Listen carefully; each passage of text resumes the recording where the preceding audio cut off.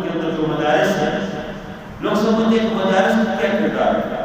بہت بڑا کردار ہے مدارس سے۔ دیکھو اس مسجد میں کبھی نہیں ہوا کہ کسی مسجد میں نماز کا وقت آئے اور لوگ کہے کہ امام نہیں، نماز کا وقت آئے اور مؤذن نہ ہو، جنازہ تیار ہو اور لوگ کہے کہ بھائی امام نہیں ہے، کون جنازہ پڑھائے؟ کسی کی نکاح کا وقت ہو کہے کہ مولانا نہیں ہے، یہ کبھی نہیں ہوا۔ بہت بڑا کام ہے۔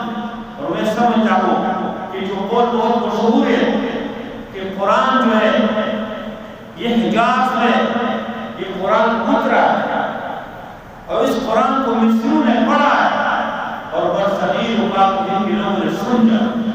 یہ جو مشہور ہے واقعی حجاز کے اندر اس طرح کے قرآن تو نازل تو ہوا ہے، لیکن دین کی جو خدمت دیگر لوگوں نے کیوں نہیں کی۔ مصر کے اندر بہترین قاری تو ہے، لیکن اس طرح کی قرآن کی خدمت جو برصغیر پاک دین کے اندر الحمدللہ ہر زبان میں تفاسیر موجود ہے، ہر زبان میں آپ دیکھیں، آپ اردو میں دیکھیں بہترین تفاسیر ہے، آپ تفسیر القرآن کو اٹھا کے دیکھیں، آپ مفتی شفیع رحمہ اللہ کی بات قرآن کو اٹھا کے دیکھیں، جس آدمی کی جو جس مسلک کے ہے اس زبان میں تفاسیر موجود ہے۔ آپ سندھی میں دیکھیں، آپ بلوچی میں دیکھیں، آپ پنجابی میں دیکھیں، آپ سرائکی میں دیکھیں، آپ بروہی میں دیکھیں،